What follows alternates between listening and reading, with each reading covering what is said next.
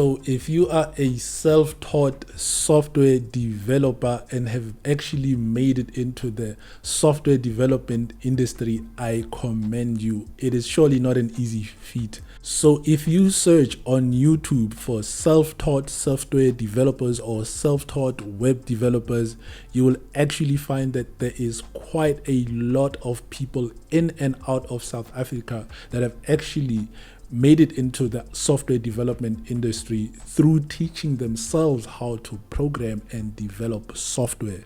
Now, I am actually someone that went through to college and university in order to learn how to program and develop software. Not only for that, but to also gain a qualification in software development, specifically on my end, a national diploma.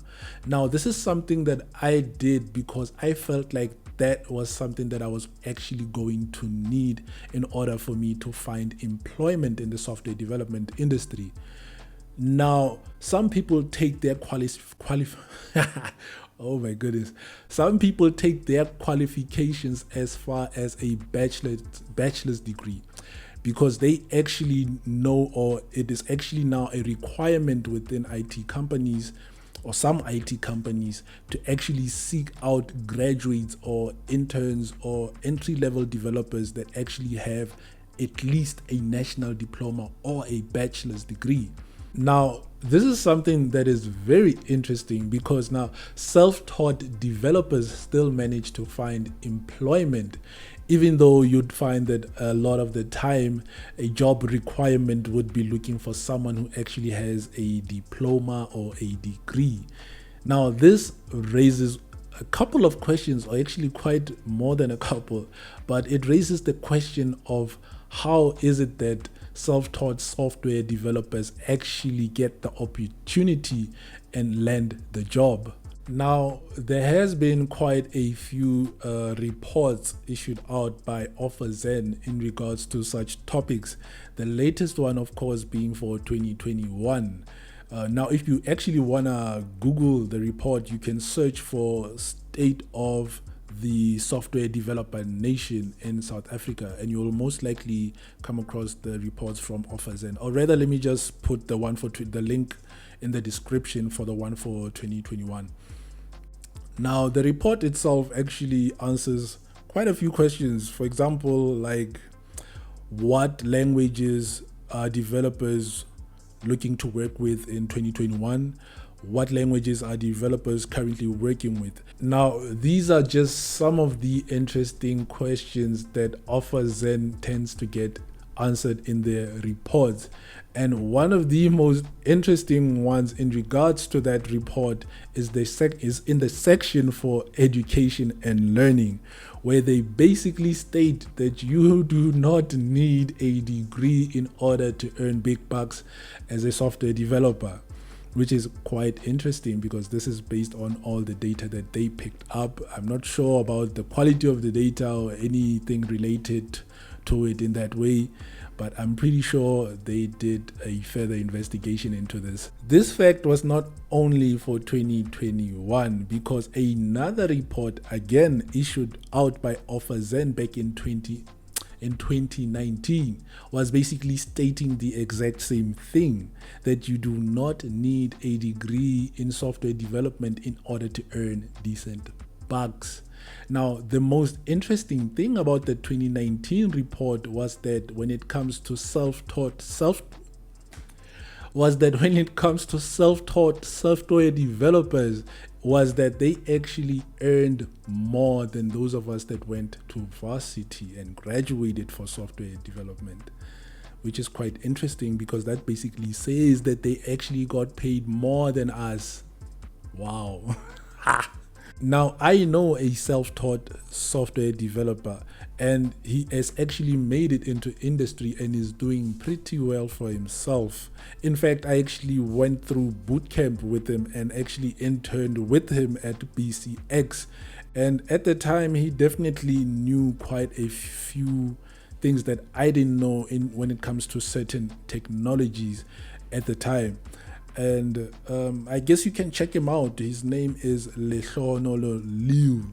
yeah, you can check him out on LinkedIn and Facebook and wherever. He's actually quite a cool guy. I'm sure he doesn't mind you dropping in and saying hello. So please do take the time to actually check out those reports from Offerzen. They do cover quite a lot of interesting topics in terms of the answers that they give, and you might learn a lot more as compared to what I'm covering in this video, because I'm referencing quite a few pieces of that report. Now, as to why companies give self-taught developers the opportunities that they do and the kinds of salaries that they offer, there could be a number of reasons, and how I think about it is that maybe they see some level of passion and determination in these individuals. I mean, if you look back at it, if you went to Varsity, you most likely had to struggle quite a bit to get that diploma or that degree. And you most likely did it in a very structured and controlled learning environment where you also got guidance from a lecturer. That isn't the case with self-taught software developers. They had to struggle to learn just as much as you, to learn the same things as you did. The only major difference, or at least I can say the only major difference that I can think of right now, is that they actually did it in an entirely different learning environment compared to yours and mine. I mean, they even most likely had to pay a lesser fee because you and I actually had to pay for tuition. And I say you and I because I'm assuming the person that's watching this is someone that does have a diploma or a degree. If it's a self-taught developer, don't take it too personal.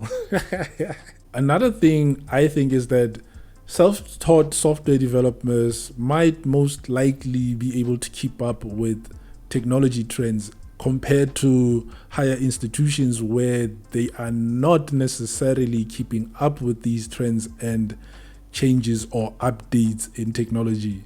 All in all, being a self-taught software developer does take a lot of focus and willingness to grow a skill that is not necessarily easy to develop, especially looking toward the problems and challenges that one might face in that area.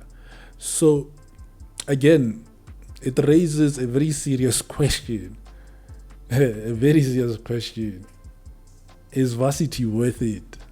Well, based on the information or the report that I am referencing, it doesn't seem like it at all.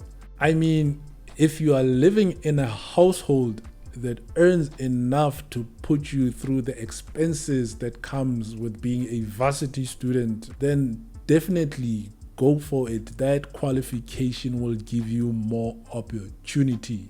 But if you are not as fortunate and you are willing to put yourself through depth in order to earn a qualification in which you might end up earning less or just about the same as someone else that does not have that qualification, then you might need to really sit down and take a moment to think about what it is that you're actually trying to accomplish here. I mean, all you would need is basically a laptop, internet connection, and maybe someone to guide you into the right path every now and then. I mean, it also might work. I don't know, I'm just saying. But on a more serious note, if you are actually gonna be someone that tries to go for that route of being a self-taught software developer, then you're gonna really need to have an interest and passion for learning whatever it is that you would be learning. Like, you're really gonna need to go that extra mile, because obviously being a self-taught developer, I assume, is not something that is easy. Like I said, those of us that went through Varsity to learn this skill, we had to, go through a structured learning environment, and that helped a lot. So being someone that's actually just trying this on their own, it means you're gonna have some kind of management into it as to how you actually execute what you're trying to execute. So careful what you choose, and make the right decisions. Also, check out Siviwe Xhakaza. He is also a software developer and YouTuber, and I'll put a link of the video where he sort of covers the same ideas that I cover in my video in regards to this video's content. I'll put that link somewhere up above here. You can check him out. And if you like the video for today, yeah, just give it a thumbs up. I'm pretty sure if you liked it, then there's someone else out there who might just like it. So do also share this video. And that's about it for me for this video's content. This is dev.log signing off. Peace.